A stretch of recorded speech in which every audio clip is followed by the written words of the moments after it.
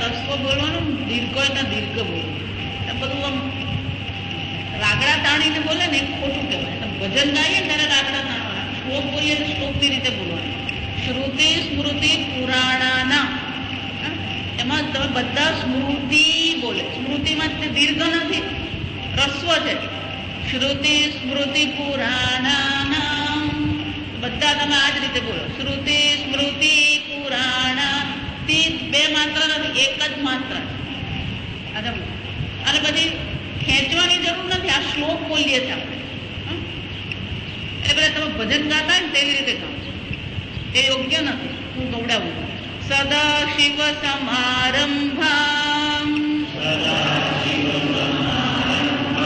શંકરાચાર્ય મધ્યમાં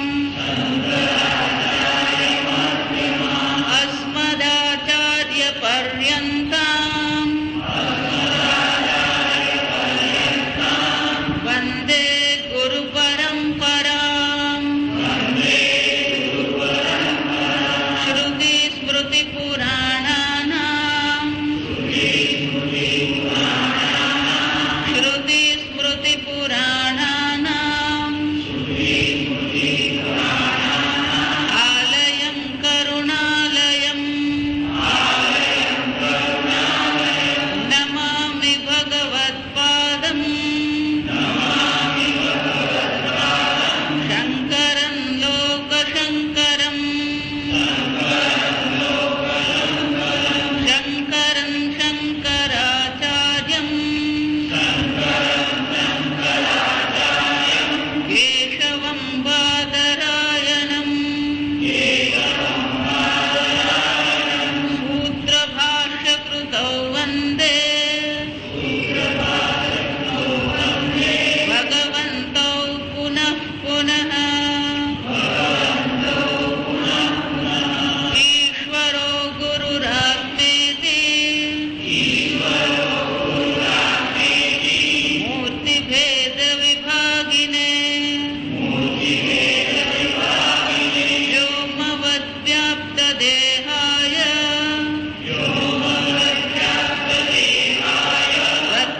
દક્ષિણામૂર્તયે નમઃ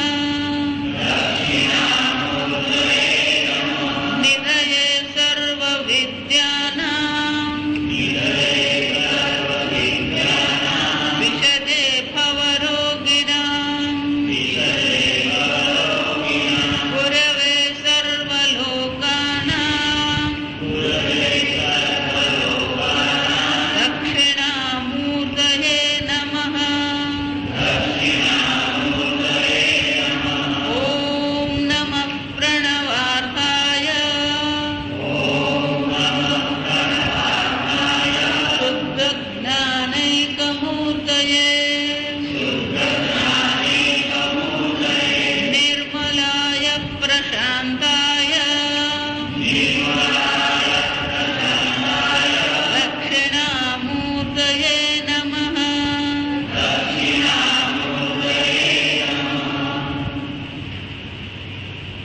શ્લોક 5. જગત ઈષદી યુક્ત સેવનમ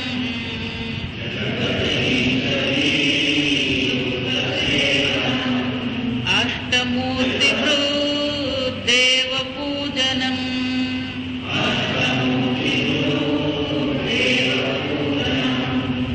વૃદ્ધ દેવ પૂજન, ડબલ દ છે.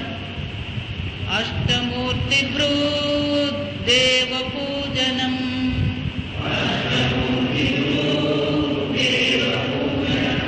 ઉત્તમસ્તવાદુચ્ચમંદદાઃ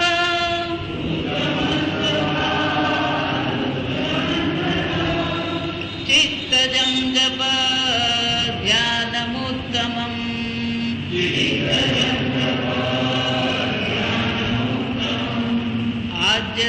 આદ્યધારયા શ્રોતસા સમં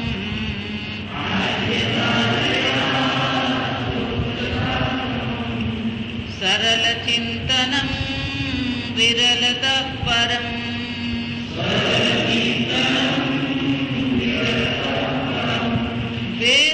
વેદભાવનાत् સોહમિત્યસૌ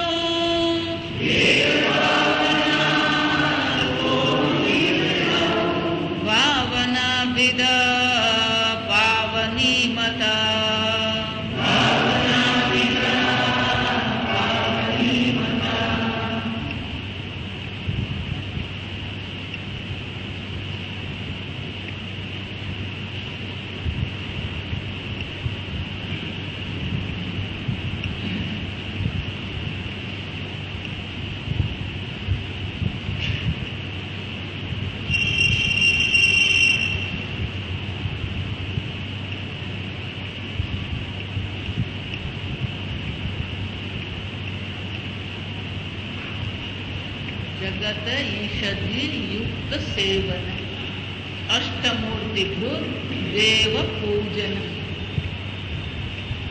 આ જગતને અંદર આપણે એવી ભાવના કેળવવી કે આ જે કંઈ છે સર્વ ઈશ્વર માત્ર. અને એ ઈશ્વર કોણ છે? અષ્ટમૂર્તિ વૃત. આ અષ્ટમૂર્તિ જે છે એને ધારણ કરનાર જે ઈશ્વર છે એ ઈશ્વરનું સેવન કરીએ આપણે. એટલે પૂજનમ ની ચર્ચા કરી. પૂજા શબ્દનો અર્થ થાય આપણે અર્ચના કરીએ, આરાધના કરીએ આપણે ભગવાનની. તો તે જ્ઞાની છે એને માટે કોઈ પૂજાની આવશ્યકતા નથી. એટલે કે છે અથ જ્ઞાની નામ સ્વાત્મન પરમેશ્વર જ્ઞાનાત. જે જ્ઞાની છે એને માટે આત્મ સ્વરૂપ છે. જ્ઞાની તું આત્મૈવ મે મતમ. ભગવાન પણ કે છે આ જ્ઞાની તો મારો આત્મા છે, એને આ પૂજાની જરૂર નથી. પણ જે અજ્ઞાની છે, અંતઃકરણ શુદ્ધિની જેને આવશ્યકતા છે, જેનું મન હજી વિષયોમાં ઘસડાતું રહે છે, એને શું કરવાની જરૂર છે? આ પૂજન કરવાની જરૂર છે. આ પૂજન દ્વારા જ એનું મન આ વિષયોમાંથી, આ સંસારમાંથી, મોહ માયામાંથી પાછું ઈશ્વરમાં આવી શકે. અને એટલા માટે એ બહુ સુંદર ચર્ચા. જે અજ્ઞાની છે એને શું કરવું જોઈએ? અથ કર્મિણા અભિધીયતે. આ ખરેખર કોના માટે કહેવામાં આવ્યું? કે જ્ઞાની માટે આ ઉપદેશ છે કે જ્ઞાની માટે નથી? જે કર્મિણા, જે કર્મમાં પડેલો છે, જેને કર્મમાં તો જે રુચિ છે. કર્મ જડ છે, અનિત્ય છે, છતાં પણ એ કર્મમાંથી ઊંચો આવતો જ નથી. આગળ આપણે જોઈ ગયા એ કર્મ તો જડ છે અને આ કર્મ કોઈ પણ પ્રકારે આપણને ઉપયોગી થાય એમ નથી. કર્મ તો સ્વર્ગ નર્કમાં લઈ જનારું છે. અને એટલા માટે કહે છે કે જે કર્મમાં પડેલો છે, જે વિષય વાસનામાં પડેલો છે, એને માટે આ આદેશ અભિધીય છે. આ અભિધાનમ કરવામાં આવ્યું, સમજાવવામાં આવ્યું તો કે ભગવાનની પૂજા કેવી રીતે કરવી. અષ્ટમૂર્તિ ભૃત જગત ઈષધિ સેવનમ પરિચરણમ. કે મહેશ્વરમ દેવસ્ય, એ મહેશ્વર એ પરમાત્મા જે છે એનું ધ્યાન આવાહનાદિ 16 ઉપચારથી આપણે પૂજન કરી શકીએ. તો દર વખતે આપણે રામનવમી કઈ હોય, જન્માષ્ટમી હોય તો આપણે પૂજા રાખીએ. એ પૂજામાં આપણે શું કરીએ? 16 ઉપચાર પૂજા કરીએ. ભગવાનનું આવાહન કરીએ, ભગવાનને બોલાવ્યા, ભગવાનને આસન આપીએ, ભગવાનના પાદ પ્રક્ષાલન કરીએ, હસ્ત પ્રક્ષાલન કરીએ, આચમને ભગવાનને આપીએ, ભગવાનને પંચામૃતનું સ્નાન કરાવીએ, અનેક દ્રવ્યનું સ્નાન કરાવીએ.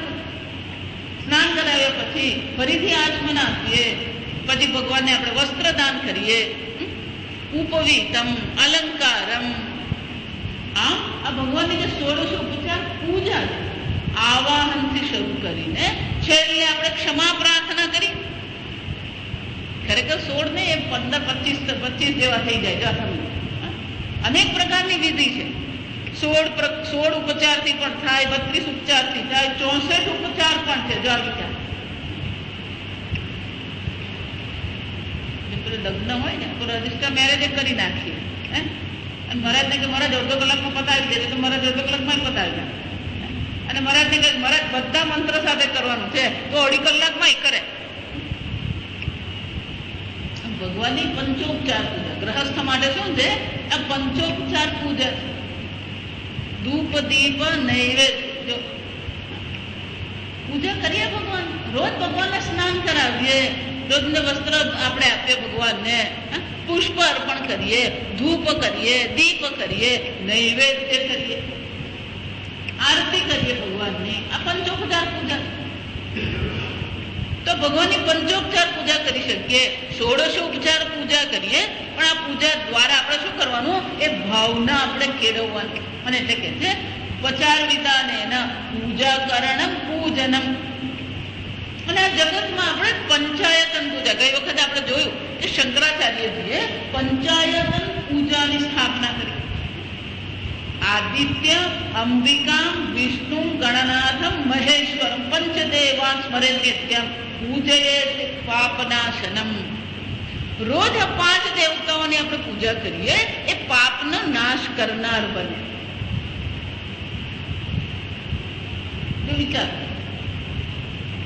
જીવનમાં જેટલી પણ મુશ્કેલીનો આપણે સામનો કરીએ, જેટલો પણ આંતરિક સંઘર્ષનો અનુભવ કરીએ, એ બધાનું કારણ છેવટે આપણા પૂર્વજન્મના ક્યાંક ને ક્યાંક કોઈ પ્રકારના પાપ છે. ભગવાન કોઈને મન ફાવે એમ દુઃખી કરે, મન ફાવે એમ મહેલમાં મૂકી નથી દેતો.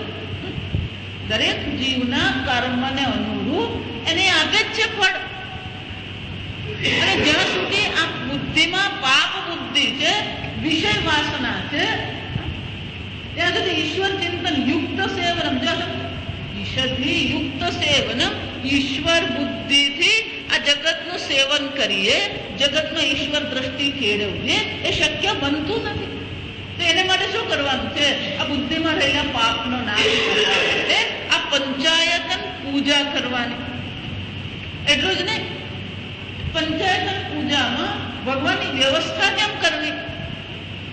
એટલે કે જે આપણા જે ઈષ્ટ દેવતા હોય એને મધ્યમાં રાખવાના. આપણા ઈષ્ટ દેવતા શિવજી છે, તો શિવજી મધ્યમાં હોય. પછી શિવજીની ડાબી બાજુ પર ગણેશ હોય, જમણી બાજુ પર દેવી હોય. તો આ સ્થાપન જ છે, બધું એમ નક્કી જ છે. આ પંચાયત પૂજા આપણે કરીએ રોજ, અને એના દ્વારા આપણા પાપ નાશ પામે. એટલે કે છે મધ્ય પ્રાધાન્યમ એકસ્ય દેવસ્ય અન્યશામ ચતુર્ણામ અપ્રાધાન્યમ. જે શૈવ લોકો છે એ શિવજીને મધ્યમાં મૂકે, જે શાક્ત લોકો છે એ દેવીને મધ્યમાં મૂકે, જે ગણપત લોકો છે એ બધા શું કરે? ગણપતિને મધ્યમાં મૂકે. વૈષ્ણવ છે એ વિષ્ણુને, શાલિગ્રામે વિષ્ણુ બુદ્ધિ, શાલિગ્રામ હોય, શિવલિંગ હોય, ગણપતિ હોય, દેવી હોય. દેવીમાં પણ શ્રીયંત્ર આવે, મેરુદંડ ચક્ર કહેવાય. આમ અનેક પ્રકારથી છે. જ્યાં પૂજા કહીએ ને એટલે પછી એક આખો મોટો વિષય બની જાય. એમાં અનેકતા છે, વિવિધતા છે, અનેકતા છે. આ વૈષ્ણવ લોકોને તમે જુઓ ને, પેલા 56 ભોગ ભગવાન, 56 ભોગ એટલે 56 આઈટમ હોય છે. સમજવાનું. એ જ રીતે આ નવરાત્રી આવે તો માતાજીને 56 ભોગ આપણે ધરાવીએ, માતાજીને શૃંગાર અર્પણ કરીએ. તો દરેક દેવતાઓની વિશેષતા. માતાજી હોય એમને શૃંગાર અર્પણ કરીએ. ગણપતિ છે એમને મોદક પ્રિય છે, શંકર ભગવાન છે એમને બિલ્વ પ્રિય છે, અભિષેક પ્રિય છે. હા, જે તે દેવતા હોય એને અનુરૂપ આપણે એમનું પૂજન કરીએ. આ પ્રકારથી જ્યારે પૂજન કરવામાં આવે ત્યારે જ આપણું અંતઃકરણ શુદ્ધ થાય છે. અને જેમ અંતઃકરણ શુદ્ધ થતું, જો અંતઃકરણ શુદ્ધ થયું કે નહીં થયું એના માટે માપદંડ આપણે પોતે જ છે. સમજવું, જેટલું અંતઃકરણ શુદ્ધિ હોય એટલું જ આપણા મનમાં વૈરાગ્ય કેળવાય. જેટલું હજી આપણું મન ક્યાંક વિષયમાં, વ્યક્તિમાં, દેશમાં, કાળમાં મોહ પામતું હોય, અટવાતું હોય, તો સમજવાનું કે હજી આપણી અશુદ્ધિ રહેલી જ છે. શુદ્ધ અંતઃકરણ એટલે વૈરાગ્ય પૂર્ણ અંતઃકરણ. વૈરાગ્ય એટલે શું છે? આના વગર પણ મને ચાલે. આપણે તો એવું છે, કોઈક આપણી સામે નહીં જોયું તો પછી 2 દિવસ સુધી મગજમાં શું ચાલતું રહે? એને મારી સામે જોયું નહીં, જોઈ તોય તકલીફ આપણને. સમજ, કોઈ જોઈ તોય તકલીફ ને નહીં જોઈ તોય તકલીફ. મન તત્કાળ શું કરે છે? પછી એમાં જ ચક્કરમાં ફરતું રહે. તો એમ નહીં માનતા બટાકાવાળા ખાવા એ વિષય વાસના કહેવાય. તમારું મન કોનું ચિંતન કરે ને એ જોવાનું છે. આ વિષયનું ચિંતન કરે, વ્યક્તિનું ચિંતન કરે, દેશનું ચિંતન કરે, કાળનું ચિંતન કરે, ભૂતકાળમાં શું થયેલું એનું ચિંતન કરે, એની ચર્ચા કરે. આ બધું વિષય વાસના જ છે. આ બધાથી પગ છોડાવવું હોય તો ભગવાનની પૂજા આપણને ઉપયોગી થાય. અને એટલા માટે કહે છે આ પ્રકારથી દરેક ભગવાનની આપણે પૂજા કરીએ. કે પણ આપણે 5 દેવતા શું કામ કીધા? 5 દેવતા એટલે આ ભગવાનની શક્તિ છે. પાંચ દેવતા ભગવાનની શક્તિ છે અને એ પાંચે પાંચ દેવતા આપણા માટે ઉપયોગી જ છે. આદિત્ય આપણું શું કરી રહ્યું? જો વિચાર, આ પૃથ્વી પર શક્તિનો જે સ્ત્રોત છે એ કોણ છે? આદિત્ય જ છે. ભગવાનની દ્રષ્ટિએ ચોથા અધ્યાયમાં ગીતામાં ભગવાને કીધું એ પ્રમાણે ભગવાનનો પ્રથમ શિષ્ય પણ કોણ છે?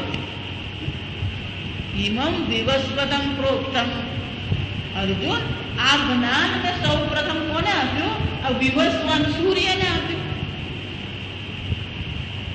જો વિવસ્વાન મનવે પ્રાહુ મનોરીક્ષવા કવે પ્રદિત.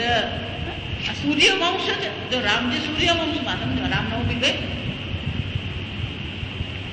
સૂર્યવંશમાં સૂર્ય દેવતા જે છે ભગવાને પ્રથમ એમને ઉપદેશ કર્યો. એટલું જ નહીં, શક્તિનો સ્ત્રોત આ સૂર્ય છે. ભગવાનના પ્રથમ શિષ્ય સૂર્ય છે જેમને જ્ઞાન આપ્યું.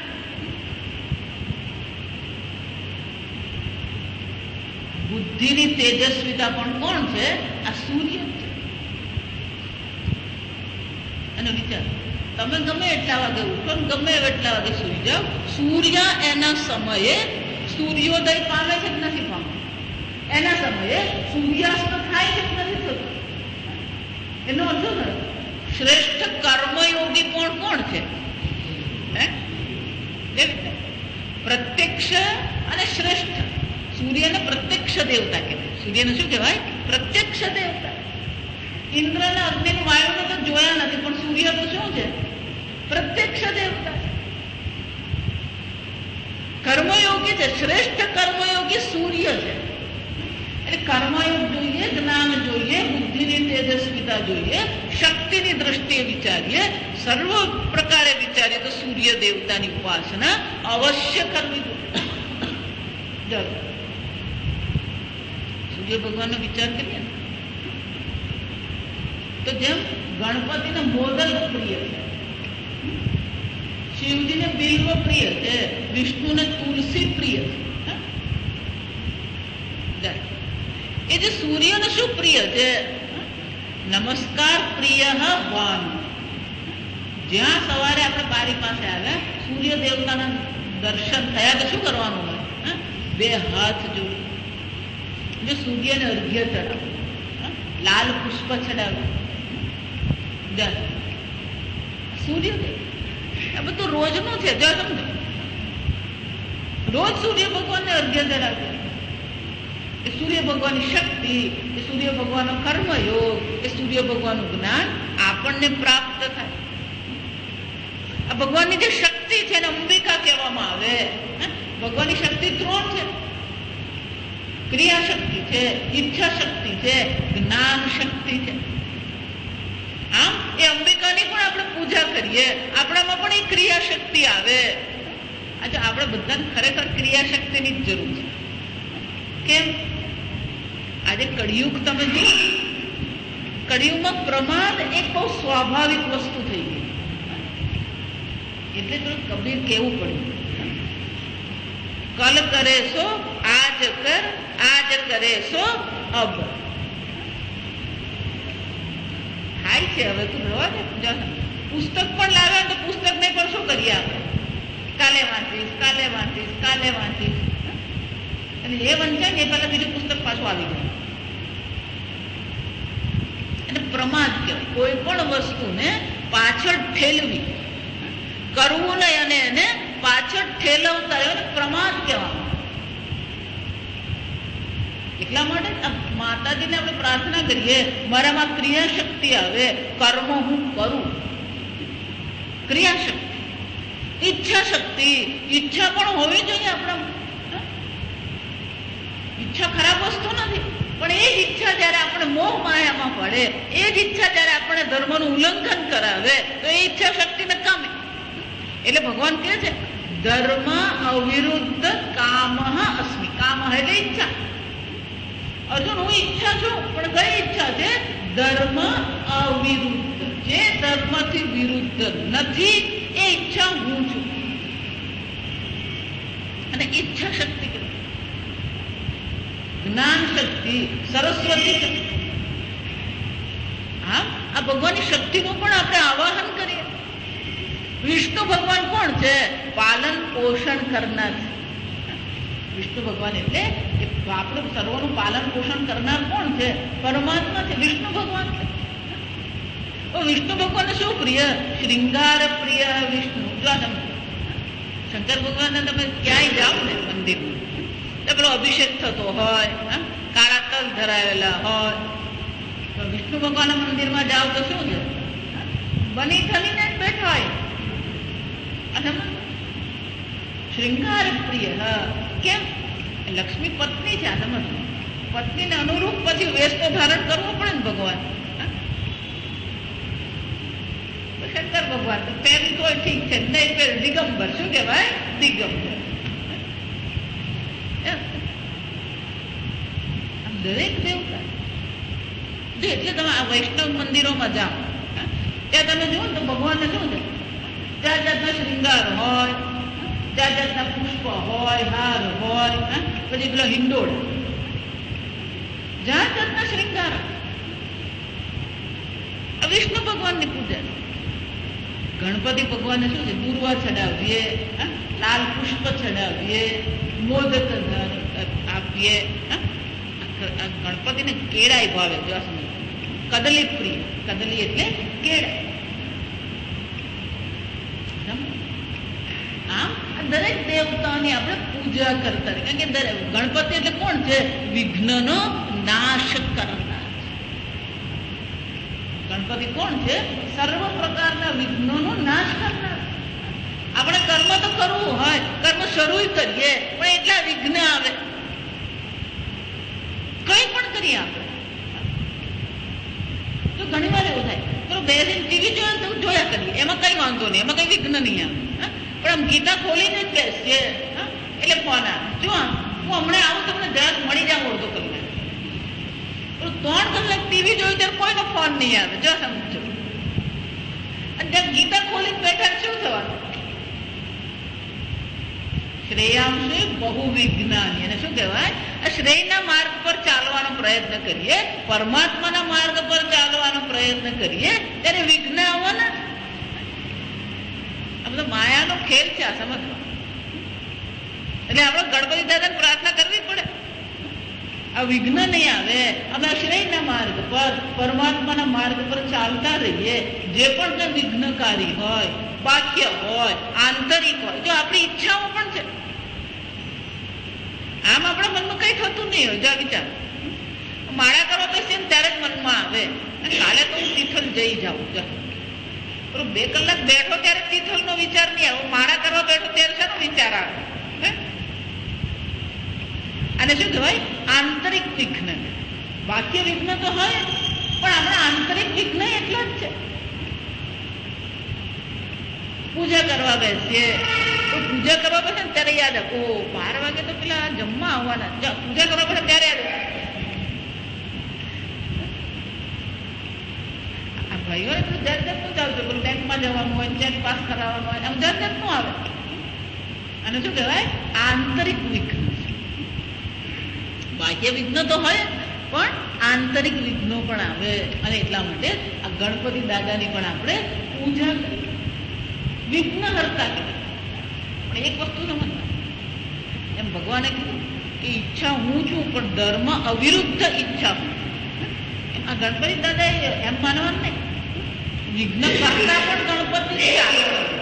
વિઘ્ન કરતા પણ ગણપતિ છે અને વિઘ્ન હરતા પણ કોણ છે? ગણપતિ. કેમ? ધર્મની વિરુદ્ધ ગયા ને એટલે પછી ગણપતિ દાદા છોડે નહીં કોઈ. પેલો કુબેરને અભિમાન આવે. કુબેરને એમ થઈ ગયું મારા જેવો ભંડાર કોની પાસે? એટલે કુબેરને પોતાના ભંડારનો શું કરવું હતું? પ્રદર્શન કરવું હતું. કુબેરે જોયું કે આ પેલા કૈલાસપતિ કહેવાય, કૈલાસપતિ પણ એમની પાસે શું છે? એટલે કે કપડા પહેરવાના નથી. એટલે આ મરેલા હરણનું શું કરે છે? આ મૃગચર્મ પહેરીને બેઠા છે. મારી પાસે ધન સંપત્તિ તો કોની છે? મારી પાસે. કુબેરને અભિમાન કૈલાસપતિને આમંત્રણ આપવાનું કુબેર. પણ શંકર ભગવાન સમજી ગયા કે એને તો એની સંપત્તિનું શું કરવું છે? પ્રદર્શન. એને બતાવવું છે કે જો તમે તો આમ જ આમ ઉગાડામાં જ એમ ગુફામાં બેઠા છો, મારો તો આખો મહેલ છે. શંકર ભગવાન સમજી ગયા. શંકર ભગવાને થયું કે આમાં કઈ મારે પડવા જેવું નથી, એ મારું રામનું ચિંતન સારું. એટલે શંકર ભગવાને કીધું કે નહીં, મારી કોઈ જરૂર નથી. આ મારો દીકરો છે, આ મારો પુત્ર ગણપતિ છે, એ આવશે, એ બધું સંભાળી લેશે. હવે એ મોટો થઈ ગયો છે, એને જ લઈ જાઓ. આમે ભોજન કરવાનું તો એને બહુ પ્રિય છે. એના પેટ પરથી તમને ખબર પડે. મને કઈ બહુ આ ભોજનનું નથી, તમે આ ગણપતિને લઈ જાઓ, બહુ ખુશ થઈ જશે ગણપતિ. એટલે કુબેર ને થયું કે આ ગણપતિને લઈ જાય. પછી આવીને બાપાને કહે છે જો મારો વૈભવ કે. એટલે ગણપતિને લઈ જાય. ગણપતિ દાદા એમ તો પેલા મોદક મળે, ભોજન મળે, ખુશ. પછી એટલે ગયા બહુ પ્રેમથી ખુશ થઈ ગયા ગણપતિ દાદા. પણ ગયા પછી ત્યાં ખબર પડી કે આ તો પ્રદર્શન માટે મને લઈ આવ્યા. એટલે ગણપતિ દાદા ને થયું કે હવે આને મારે શીખવવું જ પડવાનું. એટલે જેટલું પેલું પૂછ્યું, મહારાજ તમે કેટલું ખાશો? કે ના, જે બનાવ્યું આપી દો, જા સમજ. એટલે કુબેરે કહ્યું આવો ખવડાવો આ ગણપતિને. જેટલું બનાવેલું બધું શું કરી ગયા?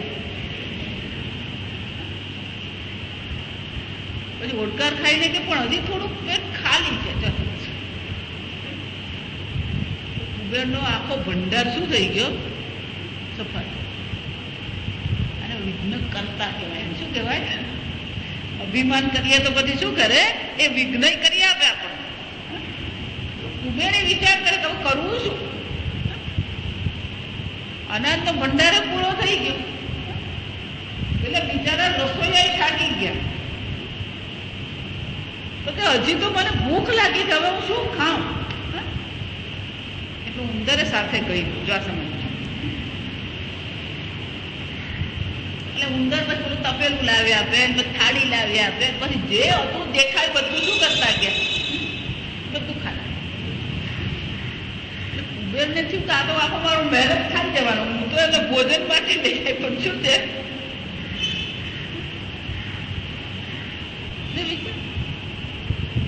ભગવાનનું મોટું પેટ છે કે એમની પાસે વૈભવ છે, પણ એ બધું શું કરે છે? અંદર રાખે, પ્રદર્શન કરે ને.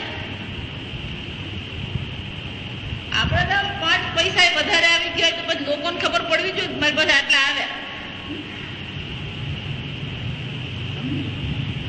ગણપતિ દાદા અભિમાન કરે તો એ પણ શું કરવાના? વિઘ્ન કરતા. એ જ ગણપતિ દાદાને આપણે પ્રાર્થના કરીએ તો સર્વ પ્રકારના વિઘ્નનો શું કરી નાખે? નાશ કરી. એટલું જ ને, સર્વદેવાનામ પ્રથમ પૂજ્ય. આ સર્વ દેવતાઓમાં પ્રથમ પૂજા કોની કરવામાં આવે? ગણપતિની પૂજા કરીએ આપણે, ગણેશની પૂજા કરીએ, દેવીની પૂજા કરીએ. આમ અહીંયા કહે છે આ પૂજન, આ પૂજા કરીએ આપણે. આ પ્રકારથી ભગવાનની પૂજા કરીને આપણા અંતઃકરણને શુદ્ધ કરીએ. અને જ્યારે અંતઃકરણ શુદ્ધ થાય, અંતઃકરણ શાંત હોય, અંતઃકરણમાં થોડો વૈરાગ્ય કેળવાય, તો પછી આપણું બીજું કર્મ જાય. કાયિક પૂજા, વાચિક પૂજા અને માનસ પૂજા. હા, આ કાયિક પૂજા આપણે કરતા રહીએ. કાયિક પૂજા પછી શું કરવામાં આવે? વાચિક પૂજા.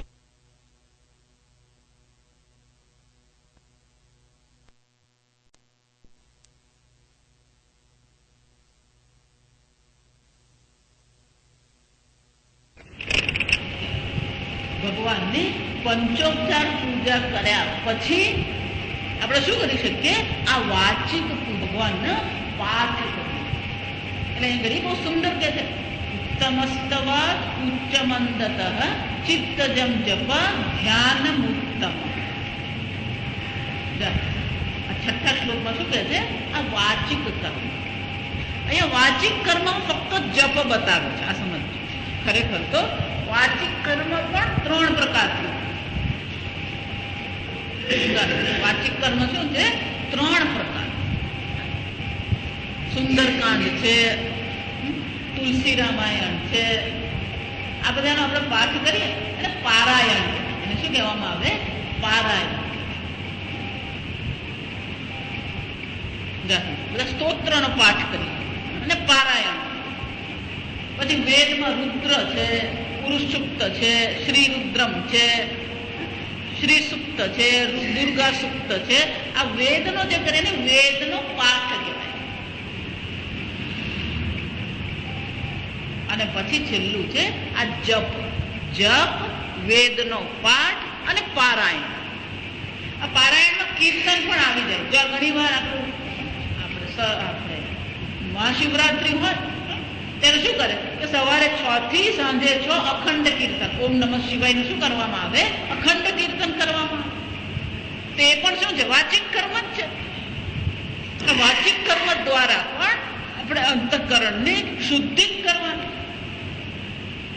પણ વાચિક ક્રિયામાં પણ જો સમજવા અહીંયા રમણ મહર્ષિજી બહુ સુંદર કહે. પારાયણ તો આપણે રોજ કરીએ, પૂજા કર્યા પછી શું કરીએ? વિષ્ણુ સહસ્રનામનો પાઠ કરીએ, ગણેશનો પાઠ કરીએ, શંકર ભગવાનનો પાઠ કરીએ, શિવ મહિમ્નનો પાઠ કરીએ, દુર્ગા સપ્તશતીનો પાઠ કરીએ. દરેક પ્રકારના પોતાના શું હોય? પાઠ હોય. આમ રોજ આ પાઠ પણ આપણે કરીએ. પાઠ કર્યા પછી પૂજા કરીએ એટલે કાયિક પૂજા. પછી આપણે પારાયણ કે પાઠ રોજનો કરીએ. એ કર્યા પછી રમણ મહર્ષિજી કહે છે ઉત્તમસ્તવાદ ઉચ્ચ મંદ. ઉત્તમ ઉચ્ચ મંદ.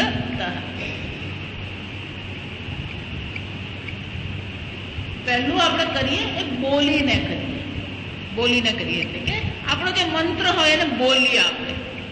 જો એટલે વારંવાર જયારે મંત્ર દીક્ષા આપણે લઈએ તો એ મંત્ર દીક્ષા લીધા પછી આપણે એને સ્પષ્ટ બોલતા શીખવું પડે. ઉચ્ચારણ કેવું હોવું જોઈએ? સ્પષ્ટ ઉચ્ચારણ. જો વાણીથી સ્પષ્ટ ઉચ્ચારણ આપણે કરીએ તો જ પછી જયારે માનસિક જપ કરીએ ત્યારે શું થાય? સ્પષ્ટ હોય. જો વાચિક મંત્રમાં જ ભૂલ કરતા હોય તો પછી માનસ મંત્રમાં પણ શું થવાનું? ભૂલ આવે. જો આજે આ કળિયુગનો એક બીજી મગજમારી છે. લોકો મંત્ર જપ કરે ખરા પણ ઉચ્ચારણ બિલકુલ ખોટા. આપણે અનેક વાર જોઈ ગયા છે ઉચ્ચારણ. જો ઉચ્ચારણ જ ખોટો હોય તો પછી એનું ફળ પણ શું હોવાનું? નહીં મળે આપણને. મંત્ર એક શબ્દ છે. મંત્ર શું છે? શબ્દ. એને ધ્વનિ શક્તિ કહેવાય. મંત્ર એટલે શું છે? એ ધ્વનિ શક્તિ છે. જો તમારું ઉચ્ચારણ અયોગ્ય હશે તો એ ધ્વનિ પણ કેવો થવાનો? ખોટો થવાનો. જો આપણને ખ્યાલ જ નથી. એટલા માટે સંસ્કૃત ખબર જ નહીં હોય અને પછી પોતપોતાની રીતે બધા મંત્ર બનાવતા રહે ને મંત્ર કરતા રહે. એટલું સારું છે. આ ભગવાન દયાળુ છે. આ સમજ.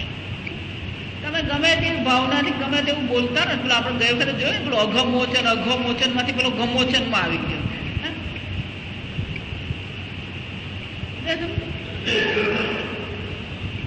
પણ એનો અર્થ એવો નથી કે આપણે પછી ઉચ્ચારણ તો ભગવાન સમજે ને એટલે તો ગમે તે ઉચ્ચારણ કર્યા કરીએ. જો આમ નહીં.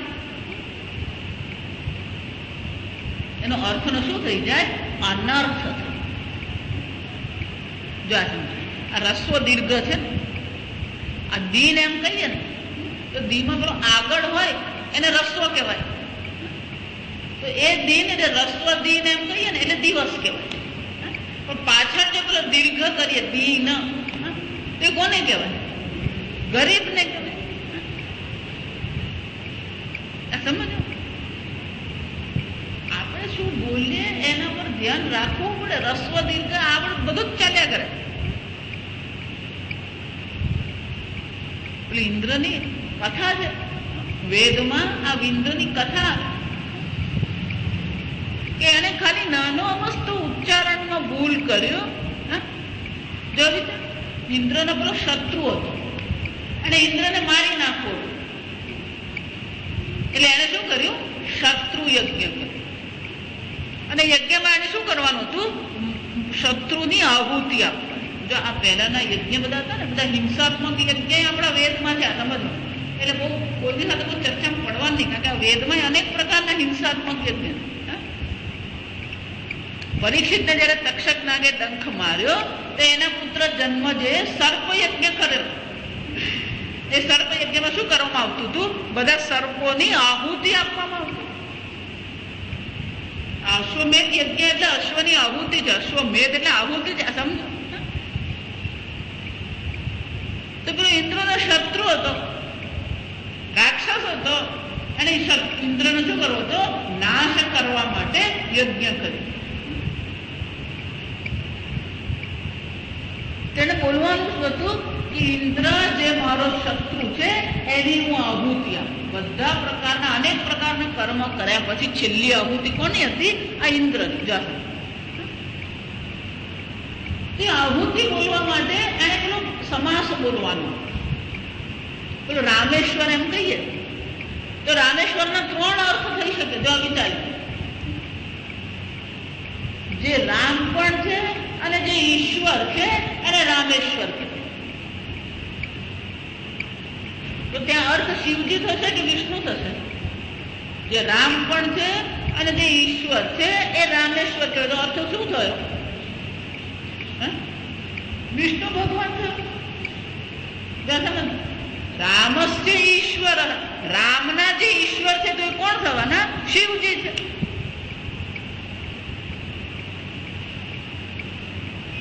રામશ્ચ અસૌ ઈશ્વર છે.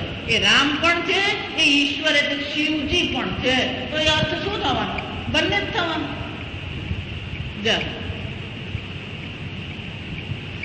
પણ કે આ શબ્દ તો રામેશ્વર એક જ છે, એનો અર્થ કયો કરવો આપણે કેવી રીતે નક્કી કરીએ? તો કે નક્કી કરવા માટે એના સ્વર છે. જો આ સહના વગરનું જે આપણે બોલીએ સ્વર સાથે બોલીએ, એ સ્વર તમે બદલી નાખો એટલે પેલો અર્થ બદલાઈ જાય. તો ત્યાં એને કયો અર્થ મૂકવાનો હતો? એ જ રીતે ઇન્દ્ર શત્રુ એમ કહીએ તો એના પણ 3 અર્થ થવાના. જે ઇન્દ્ર પણ છે અને જે શત્રુ પણ છે. તો કોણ આવવાનું? અર્થ કોનો થવાનો? જે ઇન્દ્ર પણ છે અને જે શત્રુ છે એની આહુતિ આપશે. તો કોની આહુતિ અપાવવાની? જે ઇન્દ્ર પણ છે અને શત્રુ છે. તો પેલો રાક્ષસ જયારે યજ્ઞ કરી રહ્યો છે અને એવી રીતે બોલે કે જે ઇન્દ્ર છે અને જે શત્રુ છે તેની આહુતિ આપો. તો કોની આહુતિ અપાશે? ઇન્દ્રની આહુતિ અપાશે. પણ સ્વર બદલી નાખે તો એનો સમાસ બદલાઈ જાય. તો સ્વર જો બદલાય તો ઇન્દ્ર છે શત્રુ એમ કહું તો પછી કોની આહુતિ જવાય? ઇન્દ્રના શત્રુની આહુતિ આપું. તો કોની આહુતિ અપાવવાની?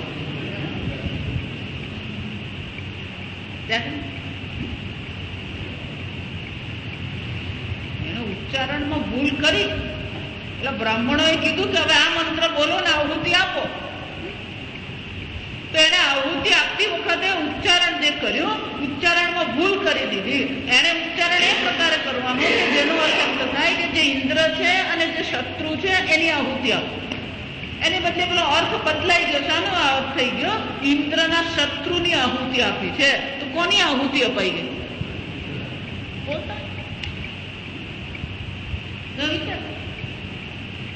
એમ આપણે પણ મંત્ર બોલીએ, શ્લોક બોલીએ, તો જો ઉચ્ચારણ જ ખોટા કર્યા તો પછી અર્થ પણ શું થઈ જવાનો? ખોટો થાય. હરે રામ રામ રામ હરે હરે, હરે કૃષ્ણ કૃષ્ણ કૃષ્ણ હરે. જો મંત્ર અહીંયા તો કઈ માગ્યું જ નથી, ખાલી હરે રામ જ કીધું, માગી જ લીધું. જો સમજ. હરે હરે એટલે કોણ છે? હરંતી પાપાની દુઃખાની અજ્ઞાનમ ઇતિ હરિ. હરિ કોણ છે? જે આપણે દુઃખ ને પાપ ને અજ્ઞાન ને હરી લે એને જ હરિ કહેવાય. એમ હરે કહીએ એટલે ભગવાનને ખબર પડી ગઈ. રામ એમ કહીએ રમંતી અસ્માન સર્વ જેમાં રમણ કરી રહ્યા છે એ રામ ને સર્વવ્યાપી, એ સર્વના અંતર્યામી રામ ને બોલાવું. કૃષ્ણ એમ કહીએ કે સર્વને આકર્ષિત કરનાર છે, સર્વને આનંદ પ્રદાન કરનાર છે, એ પરમાત્માનું આવાહન કરવું. દરેક મંત્ર એ રીતે ઓમ નમઃ શિવાય, સર્વનું મંગલ કરનાર પરમાત્માને હું નમસ્કાર કરું. ઓમ નમો ભગવતે વાસુદેવાય, જે સર્વમાં વાસ કરનાર છે, જે દિવ્ય ચૈતન્ય સ્વરૂપ પરમાત્મા છે, એને હું નમસ્કાર કરું, જે સ્વયં ભગવાન પણ છે. ભગવતે વાસુદેવાય. આમ દરેકનો અર્થ છે, પણ જો મંત્રનો ઉચ્ચારણ યોગ્ય નહીં હોય તો અર્થનો પણ શું થઈ જાય? અનર્થ. અને એટલા માટે એ કહે છે ઉત્તમ. પહેલું શું કરવું જોઈએ? ઉચ્ચારણ મોટેથી કરવું. મોટેથી કરીએ એટલે બહુ સ્પષ્ટ ઉચ્ચારણ કરતા આપણે શીખી લઈએ. અને ત્યાર પછી શું કરવાનું? મંદત. ઉચ્ચ મંદત. ઉચ્ચ એટલે મોટેથી બોલીને કરીએ. એ મંત્ર મોટેથી આપણે બોલતા આવડી ગયો. પછી મંદત એટલે ઉપાંશુ જપ. શાસ્ત્રમાં શું કહેવામાં આવે? ઉપાંશુ એટલે ફક્ત હોઠ હલતા હોય આપણે, અને આપણને સંભળાય, આજુબાજુ કોઈને એનો અવાજ સંભળાતો છે. એને ઉપાંશુ જપ કહેવાય, અથવા તો મંદ. અને છેલ્લો જપ કયો છે? ચિત્તજમ જપ. પછી જપ કયો છે? ચિત્તમાં માનસ જપ કરે. એમ કે છે અહીંયા ઉત્તમસ્તવા ઉચ્ચ મંદત ચિત્તજમ જપ ધ્યાનમ ઉત્તમમ. આમ પહેલા જરા મોટેથી બોલી દીધીએ, પછી મંદ કહીએ, અને પછી એને ચિત્તજમ. ચિત્તજમ જપ એટલે ચિત્તમાં જે જન્મે એને ચિત્તજમ જપ કહેવામાં આવે. આ ચિત્ત જપ જે આપણે કરીએ છીએ, અહીંયા રમણ મહર્ષિજી કહે છે ધ્યાનમ ઉત્તમમ. આ ચિત્તમાં જપ કરવો એ પણ ઉત્તમ ધ્યાન છે. મંત્ર કરીએ ને આપણે, જપ કરીએ પણ શું છે? છેવટે ધ્યાન જ કહેવાય. એટલે ધ્યાન એટલે કોઈ પણ પ્રકારનું માનસ કર્મ. મંત્ર કરીએ પણ શું છે? માનસ કર્મ જ છે. અને એ કેવું છે? ઉત્તમ છે. જો વારંવાર કહેતી રહો, મંદિરે જવું જોઈએ, પૂજા કરવી જોઈએ, જપ કરવા જ. જપાત સિદ્ધિ, જપાત સિદ્ધિ, જપાત સિદ્ધિ બ્રાહ્મણાના. જેમણે બ્રહ્મચિંતન કરવું છે એના માટે સારામાં સારી વસ્તુ કઈ છે? આ જપ છે. જપથી અનેક પ્રકારના વિઘ્નોનો નાશ થઈ શકે. જપથી કોઈ પણ પ્રકારની મનમાં અશુદ્ધિ હોય એ અશુદ્ધિનો પણ શું થાય? નાશ થઈ જાય. જપ શ્રેષ્ઠ વસ્તુ છે. એ જપમાં પણ આપણે 1.25 લક્ષ જપ કરી શકીએ. એમાં આપણે પુરસ્ચરણ કરી શકીએ. જપનો જે મંત્ર હોય એ મંત્રના જેટલા અક્ષર હોય એટલા લાખ કરીએ એને પુરસ્ચરણ. ઓમ નમઃ શિવાય 5 અક્ષર છે, તો 5 લાખ જપ તમે કરો તો એને શું કહેવાય? એક પુરસ્ચરણ. બ્રહ્મ જ્ઞાનના વિજ્ઞાન માટે પુરસ્ચરણ શ્રેષ્ઠ ઉપાય. પણ આ કળિયુગમાં તો પુરસ્ચરણ અઘરું છે. કેમ? કે મન આપણું એટલું બધું તરલ છે. મન આપણું શું છે? ક્યારે કેમ બદલાઈ જાય ને ક્યારે આપણો વિચાર બદલાઈ જાય. આ જો વિચારો, આપણા રાગ દ્વેષ બદલાતા રહે છે, આપણા વિચારો બદલાતા રહે છે, આપણી ભાવના પણ શું થતી રહે? બદલાતી રહે છે.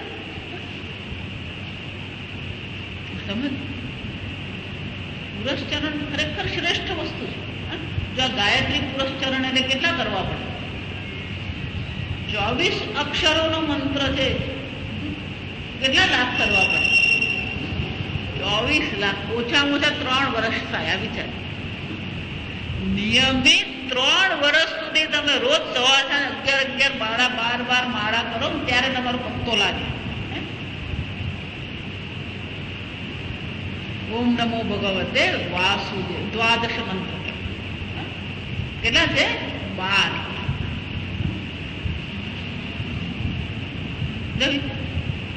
આપણને સાંભળ 12 લાખ શબ્દ સાંભળીએ એટલે શું થાય મનમાં? આપણા પહોંચની બહારની વસ્તુ.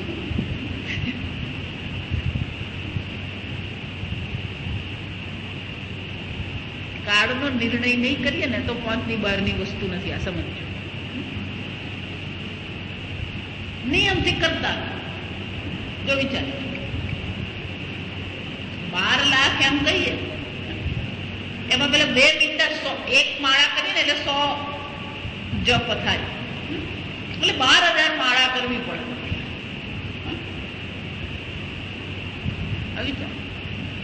ને 1 માળા કરતા કેટલો થાય? 4 મિનિટ થતી. ઓમ નમો ભગવતે વાસુદેવાય તમે જુઓ તો વધારેમાં વધારે કેટલો વખત થાય? 1 માળા કરતા 4 મિનિટ 5 મિનિટ. કલાક જો બેસે તો કેટલી માળા થઈ જાય? 12 થી 15 માળા થઈ જાય. આમ નિયમથી કરીએ. સવાર સાંજ શું કરતા રહીએ? ઉત્તમમ ધ્યાનમ છે. ચિત્ત જપ કેવું છે? ઉત્તમ ધ્યાન છે. કે એને ઉત્તમ ધ્યાન શા માટે કીધું? એટલે અહીંયા જે ઉત્તમ કીધું એનો અર્થ શું થયો? ઉચ્ચ જપ. અધમ. ઉચ્ચ જપ કરવું સારી વસ્તુ છે, પણ એટલું સારું નથી. મંદ જપ મધ્યમ. પણ ચિત્ત જપ કેવા છે? ઉત્તમ.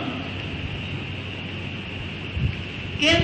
નિરંતર ચિંતનાત્મકમ ધ્યાનમ ચ માનસત્વાત. એ માનસ છે. ચિત્તજમ જપ જે છે એનો મોટામાં મોટો ફાયદો છે. જ્યારે તમે જપ કરો ત્યારે ઓમ નમો ભગવતે વાસુદેવાય માળા તમે હાથમાં લીધી, એક મણકો પકડ્યો અને બોલ્યા ઓમ નમો ભગવતે વાસુદેવાય, મણકો ખસેડ્યો. બીજો મણકો લીધો, ઓમ નમો ભગવતે વાસુદેવાય, એને ખસેડ્યો. ત્રીજો લીધો. જો તમારા વિચાર પર નિયંત્રણ મેળવવું હોય તો આ શ્રેષ્ઠ ઉપાય. એટલા માટે રમણ મહર્ષિ ત્યારે શ્રેષ્ઠ કેમ કહે છે કે તમારા વિચારો પર નિયંત્રણ મેળવી શકે. ગઈકાલે આપણે જોયું ને, ક્યારે કયો વિચાર આવે એનું આપણા પર તો કોઈ નિયંત્રણ જ નથી. ક્યારે કઈ ઈચ્છા થાય એનું આપણને કોઈ નિયંત્રણ નથી. પણ એ કરવું હોય તો કયો ઉપાય છે? આ જપ એનો ઉપાય. એક વાર તમે નક્કી કરો કે હું 1 માળા કરું છું. જો સમજો. અને જ્યારે તમે માળા કરવા બેસો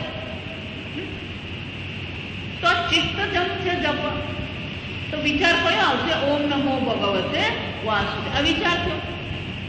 એના પછીનો વિચાર પણ કયો રહેશે? ઓમ નમો ભગવતે વાસુદેવાય. એના પછીનો વિચાર પણ કયો હશે? ઓમ નમો ભગવતે વાસુદેવાય. એના પછીનો વિચાર કયો હશે? આખી 108 માળા પૂરી થાય ત્યાં સુધી વિચાર કયો હોવાનો? ઓમ નમો ભગવતે વાસુદેવાય. તમારા પોતાના સંકલ્પથી, તમારા પોતાના નિર્ણયથી તમે કરો છો તો એનો શું થાય? 1 માળા પૂરી થાય ત્યાં સુધી ગમે એવો વિચાર, ગમે એવી ઈચ્છા પ્રગટ થવાનો પ્રયત્ન કરે, પણ તમારો નિર્ણય છે કે અત્યારે હું ઓમ નમો ભગવતે વાસુદેવાય કરું, એટલે પેલો વિચાર, પેલી ઈચ્છા શું થઈ જાય? ગૌણ બની જાય. આમ તમારા પોતાના વિચાર પર તમારું શું થાય? નિયંત્રણ. બાકી તો આપણું મન શું કરતું રહે? ભટકતું રહે. ક્યાંથી ક્યાં પહોંચી જાય ને આપણને ખબર નહીં. કોઈ જપ કરવા બેઠા પછી ક્યાંથી ક્યાં પહોંચી ગયું, ક્યાં ફરી આવ્યું, વળી પાછું ભગવાન પર આવે, વળી પાછું ફરવા નીકળે. શરૂઆતમાં તો આવું થવાનું જ છે. ઓમ નમો ભગવતે વાસુદેવાય શરૂ કરીએ ત્યારે વિક્ષેપ તો આવવાનો જ છે. મન ભટકવા માંડે, વળી પાછું યાદ આવી જાય, વળી પાછું આપણે મંત્રમાં લગાવીએ, વળી ભટકી જાય, વળી પાછું. જો ગીતામાં ભગવાન એ જ બધું છઠ્ઠા યતઃ યતઃ નિશ્ચય. જે કારણથી મન આ ધ્યાન, આ જપમાંથી ભટકી ગયું, નિશ્ચરથી વિક્ષિપ્ત થઈ ગયું, તતઃ નિયમ્ય તે કારણથી એને આપણે પાછું ખેંચી જાય. આ મન ભટકે એને પાછું લાવવું એ પણ ધ્યાનની પ્રક્રિયા જ છે. આ સમજો, એને નિરાશ નહીં થવાનું. આપણે ભગવાન શું કહેવાનું? જો આ ભગવાન જયારે કહે છે એનો શું થયું? શક્યતા છે તો જ ભગવાન કહેવાનું. એટલે ભગવાન પણ એ શક્યતાને સ્વીકારે છે. ભગવાન પણ આ મન ભટકી જવાની શક્યતાને સ્વીકારીને જ આપણને કહે છે કે થશે. એ થાય ત્યારે શું કરવાનું? પાછું મનને લઈ આવવાનું. વળી પાછું મન ભટકી ગયું, વળી પાછું એને લઈ આવવાનું. આમ સતત એ મનને આપણે શું કહે, જેમ આપણે યોગમાં આપણે યોગાસન કરીએ ને, કસરત કરી, આ બધી માનસિક કસરત છે. આ સમજવું, ધ્યાન એટલે શું છે? માનસિક કસરત જ છે. ભટકી જાય મન, વળી પાછું એને માળા કરાવીએ, વળી ભટકી ગયું, વળી પાછી એને માળા કરાવીએ. આમ ધીમે ધીમે મન શાંત થવા માંડે. મન સાથે છે ને ક્યારેય બહુ બળજબરી નહીં કરે. બળજબરી કરો ને તે મન ફટકે પછી. એટલા માટે જ પૂજા કરીએ, પાઠ કરીએ, પછી જપ કરવા બેસે ને તો મન શું થઈ ગયું હોય? શાંત થઈ ગયું હોય. આ બધું સાંસારિક વિચારોથી, સાંસારિક સંબંધોથી થોડો વખત માટે આપણું મન શાંત થઈ ગયું હોય. એટલે પૂજા પાઠ કર્યા પછી આપણા જપ 1 માળા 3 માળા, પણ આપણે તો પૂજા જેટલી ઉતાવળમાં પતાવીએ. શું કહેવાય? પૂજા કરીએ ને, પૂજા શું છે? આજે તો 15 મિનિટમાં પતાવી દીધી પૂજા. સમજે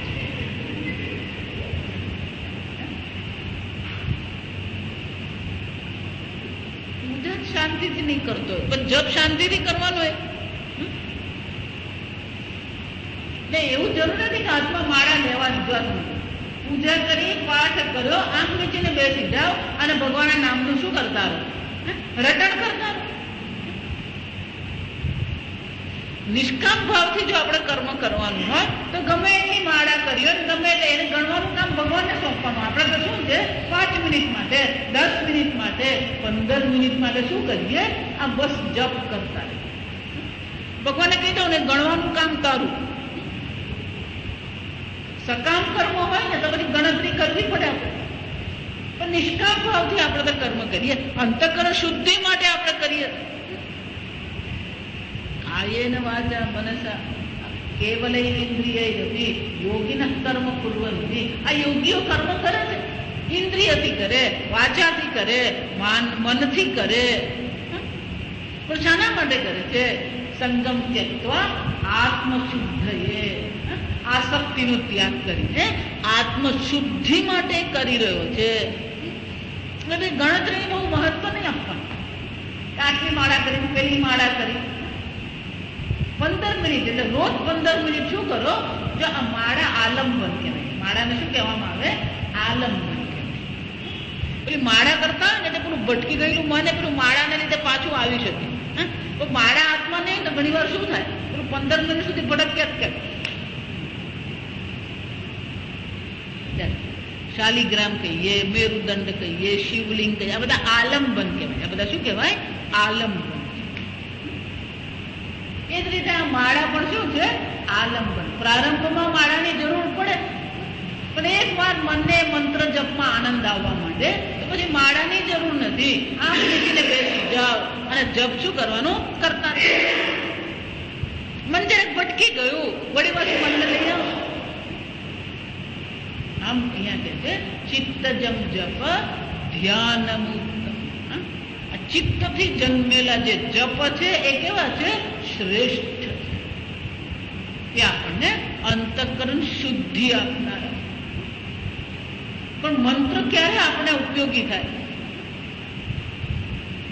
મનોવૃત્તિ રૂપત્વે મંત્રાણામ મનોવૃત્તિ માનસ જપ. મનોવૃત્તિ એટલે કે દરેક મંત્ર આપણો વિચાર બને, વૃત્તિ છે. અને જેમ એ વૃત્તિ ઉત્પન્ન થતી જાય, એક પછી એક મંત્ર આપણે બોલતા રહીએ, એમ આપણું અંતઃકરણ પણ શું થવાનું? શુદ્ધ થતું જાય. કે કેમ તમે આવું કરશો? મંત્રથી કેમ શુદ્ધિ થાય? જો આ વિચાર, બધે વિચાર કરવાનો. મંત્રથી અંતઃકરણ શુદ્ધિ કેવી રીતે થાય? મને અશુદ્ધિ કોને કહેવાય? આગળ આપણે જોઈએ, રાગ છે, વિક્ષેપ છે, મોહ છે, આ બધી અશુદ્ધિ છે. જ્યારે ઈશ્વર ચિંતન કરીએ એટલે આપણો આ જગત પ્રત્યેનો મોહ છે, આસક્તિ છે, બધી શું થવા માંડે? ઓછી થવા માંડે. જગતમાં આસક્તિને બદલે ઈશ્વરમાં આસક્તિ થાય. જગતમાં રાગને બદલે ઈશ્વરમાં આપણો રાગ થાય. આમ આ જગતનો વિક્ષેપ છૂટતો જાય, ઈશ્વર ચિંતન થતું જાય, એને શુદ્ધિ કહેવાય. જેટલું જગત ચિંતન ઓછું અને જેટલું ઈશ્વર ચિંતન વધારે એટલી જ અંતઃકરણ શુદ્ધિ વધારે. જગત ચિંતન કરવું એ જ અશુદ્ધિ છે. આ સમજો, વિષય ચિંતન કરવું એ શું છે? અશુદ્ધિ જ છે. પણ જેટલું ઈશ્વરનું ચિંતન આપણે કરી શકીએ એટલું જ આપણું અંતઃકરણ શુદ્ધ. અને એટલે કે છે આ ધ્યાન છે ઉત્તમ છે. કેમ ઉત્તમ છે? કારણ કે બહુ સ્પષ્ટ રીતે આપણે અંતઃકરણ શુદ્ધિ આપી શકીએ. ઉત્તમ કઈ દ્રષ્ટિએ છે? અંતઃકરણ શુદ્ધિ આપવાની દ્રષ્ટિએ શ્રેષ્ઠ કોણ છે? આ ચિત્ત જપ છે, માનસ જપ એને કહેવાય. આ માનસ જપ દ્વારા આપણા મનને આપણે શુદ્ધ કરીએ. અને એકવાર અંતઃકરણ શુદ્ધ હોય તો પછી આપણે ધ્યાન કરીશું. કાયિક પૂજા, વાચિક પૂજા અને પછી કયું આવે? આ માનસ પૂજા, ધ્યાન. પણ જ્યાં સુધી ચિત્તજમ જપ સ્પષ્ટ નથી, વિક્ષેપ રહિત નથી, ત્યાં સુધી આ ધ્યાન કરવું પણ મુશ્કેલ છે. અને એટલા માટે જપમાં જ પહેલા એને જપ સિદ્ધિ કહેવાય. એને શું કહેવામાં આવે? જપ સિદ્ધિ, મંત્ર સિદ્ધિ કહેવાય. આ મંત્ર સિદ્ધિ મેળવ્યા, મંત્ર સિદ્ધિ મેળવ્યા પછી શું કરી શકીએ? આપણે ધ્યાન કરી શકીએ. ધ્યાન કેવી રીતે કરવું, ધ્યાનમાં કેવી ભાવના કેળવવી અને એ ભાવના દ્વારા શું આપણને પ્રાપ્ત થાય એની ચર્ચા હવે જ્યાં રમણ મહર્ષિજી આ 7મા શ્લોકમાં કરે છે. આપણે આવતીકાલે